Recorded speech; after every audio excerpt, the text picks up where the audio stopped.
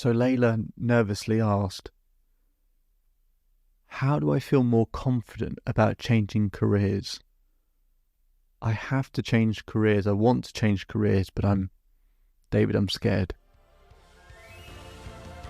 Welcome to the Self-Belief Chief podcast. You're here with David Holman. Make sure to subscribe to the podcast to keep up to date with your favorite episodes and to hear the latest ones come out. We've got content coming out regularly. And let's begin. So I was speaking with Layla. Layla wanted to move into a new career. She had enough in her current one. She felt stuck. She wasn't growing anymore. She felt underpaid. And she wasn't really able to use the most of her skill set. So she wanted to change careers, but she says, David, I'm scared. What if it goes wrong? What if I fail? What if it's just that the grass looks greener somewhere, over there, but actually in reality it's not better. It's worse. The situation gets harder. She said, I think I know what I want to move into. I found that. I've seen it. It looks exciting. I can really use my skill set, but I'm just feeling uncertain. So what I showed Layla is, look, there's a 5 milestone model that I use to help people change careers. But I'll talk about one of them in this episode, which is it's called risk reduced. Risk reduced. This is to help remove as much the uncertainty and discomfort with changing careers. I've changed careers twice in my life, right? I was an athlete and had to retire because of injuries, so once enforced.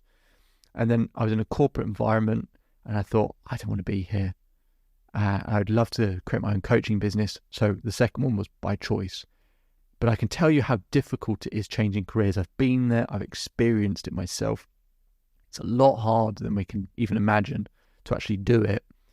And on top of having coach hundreds of people to do it as well, you start to see the patterns of what make it easier for people.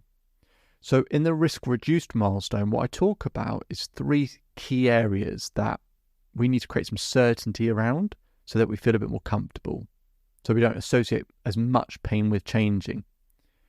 So the 3 areas are finance, relationships, and mental well-being.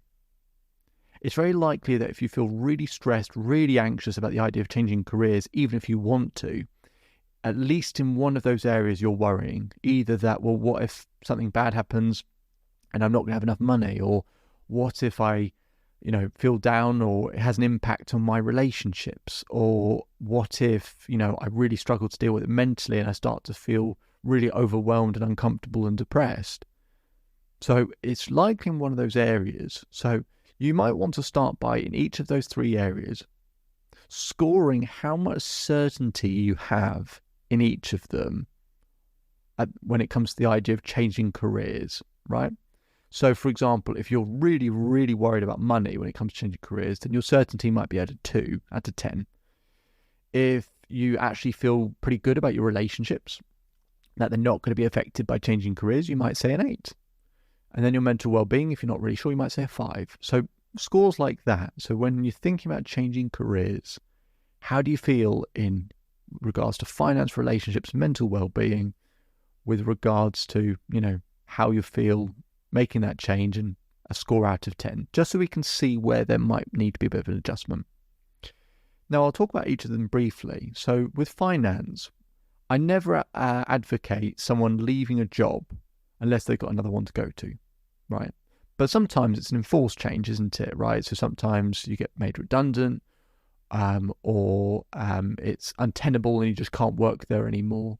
Could be reasons, right? What we want to do is create some savings for a period of time. So ask yourself, how many months worth of savings do I need to kind of tide myself over that will help reduce my uncertainty? So you might say, you know what, if I've got some money that just allows me to get through 3 months without being paid, then that might be enough, and that gives me enough time to find a job.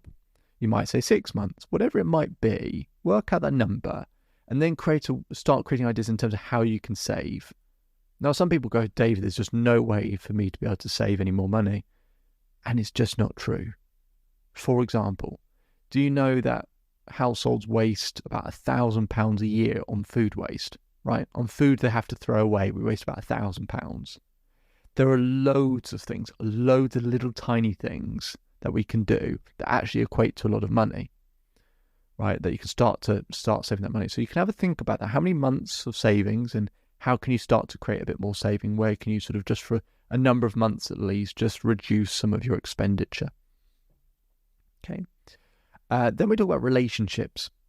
Now, people start to worry about the impact it might have on other people, and I totally get it. But they worry about it based on the things that the person changing careers, i.e., Layla, she's worrying about, in her case, going, I'm worried it's going to affect my fiance because it might affect him from the financial side of it. And actually what I needed to address with Layla was, that's what you value most or worry about. From his point of view, of course, finance is important, but is it the thing he values most in the relationship? She said, I don't know. I said, well, let's go ask him.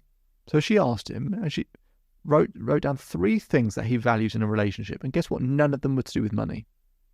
So what she can then do is do a better job at giving him those 3 things that he values, right? The money is one thing. It's important, but it's not the thing he values most in the relationship. Give, whether it's your partner, whether it's your children, whether it's friends, whoever you think might be affected, give them what they value, not what you value, what they value. Because the default is, if you don't know what someone else values, we just give them what we value. And then we're actually missing the bullseye for them, and then it will affect the relationship. So give them what they value. And then in terms of mental well-being, there might be a number of things, and I usually unpack this stuff with people, but let's say, for example, it's just the uncertainty of it, right? You really desperately need some certainty. If I ask you what has to happen for you to have certainty, you'll likely have a very tough, strict rule like, well, I have to have this amount of money, and I have to be in a job, and my relationship has to be going well, and this has to happen, and this has to happen. And it's a really bad rule when you have multiple things have to happen simultaneously and you're not in total control. So what I want you to do is diversify your certainty. I want you to write down 10 different ways that you get certainty in your life. So I want you to do it the following. You're going to write down anytime and then you can look at things like, how do you get certainty in terms of how you look after your health, right? It might be to do with sleep. So you might say, anytime I get a good night's sleep, anytime I drink water, anytime I eat healthily. You might go into a different category. How do I create certainty in my structure and routine? Okay, anytime I schedule things, anytime I map out my week, anytime I write down my shopping list, etc. The reason why we write down any time is we're not just saying when this happens, we're saying anytime this happens, and it's anytime things that you're in control of, not anytime they do something, anytime I do something. So what we did with Layla is I started to show her, okay, this is how you create certainty in your finances. This is how you create certainty in your relationships. This is how you create more certainty in terms of your mental well-being. And then we can up each of those scores. Now she feels more certain that she can succeed at changing careers because it's not all just wrapped up in the next job. She's got ways that she can control her relationships, control her influence in the relationships, control her mental well-being, and have better control of her finances as well. I allowed Layla to have the flexibility. And Layla, sent me an email saying she's really enjoying and loving her new job. And it's always nice when people have the opportunity to do what they really are meant to do. My name is David Holman. If you change today will change your life. So enjoy the rest of your day. Enjoy the rest of your life. If you want to learn more about this episode, visit the Self-Belief Chief website. We'll put a link in the description to be able to schedule time with me as well. And enjoy the rest of your day. Speak to you soon. Just one more thing before you go. So I hope you're enjoying the daily episodes. We put in a lot of work to keep providing content because to create permanent change needs consistency. To get that consistency, we want to make sure we keep providing you value on a daily basis. But to keep up with that pace, could we ask for one very small favour?